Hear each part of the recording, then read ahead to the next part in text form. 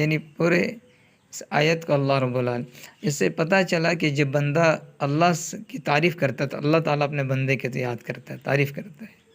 تو پتہ چلا کہ جب انسان اللہ کی یہ سورہ فاتحہ پڑھتا ہے تو اللہ تعالیٰ اپنے بندوں سے بات کرتا ہے۔ بندہ کہتا ہے الحمدللہ رب العالمین، تمام تعریف اللہ کے لیے ہے، تو اللہ کہتا ہے مجدنی، کیا نام، حمیدنی عبدی، کہ میرے بندے نے میرے تعریف کی۔ تو بات ہوتی ہے اللہ کے درمیان اور بندوں کے درمیان، بات چیت شروع ہو جاتی ہے۔ بہت اہمیت کے قابل ہے یہ سورہ، بہت اہمیت ہے۔ تمام حضرات آپ سب پڑھیں اس کو، چلتے پھرتے پڑھیں، معنی پڑھیں، ترجمہ پڑھیں، تفسیر ان کے پڑھیں، بہت مزہ آئے گا، بہت مزہ آئے گا انشاءاللہ تعالی۔ تو بات یہ چل رہی تھی کہ ایاک نعبد و ایاک نستعین، کہ اللہ ہم آپ ہی کی عبادت کریں گے اور آپ ہی سے ہم مدد طلب کریں گے، یہ کرتے ہیں۔ تو جب بندہ ایک اللہ سے وعدہ کر رہا ہے کہ اللہ ہم آپ ہی کی عبادت کریں گے، دوسرے کی عبادت ہم نہیں کر سکتے،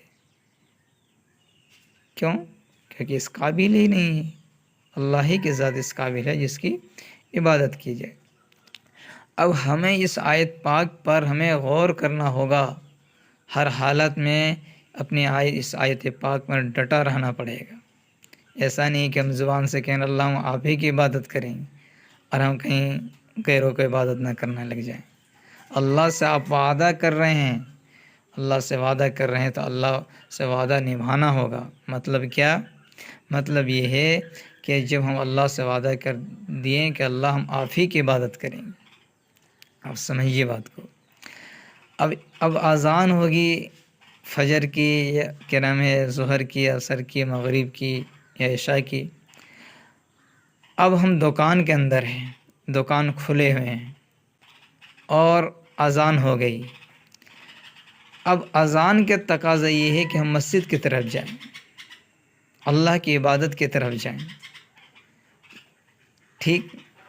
خواہشات کے تقاضا یہ ہے کہ اگر دکان ہم بند کریں گے تو گاہک گھوم جائیں گے، نفع کم ہوگا، بکری کے وقت ہے، بس ایک طرف دکان ہے، ایک طرف اللہ کی عبادت ہے، ایک طرف خواہشات ہے، ایک طرف حکم خداوندی ہے۔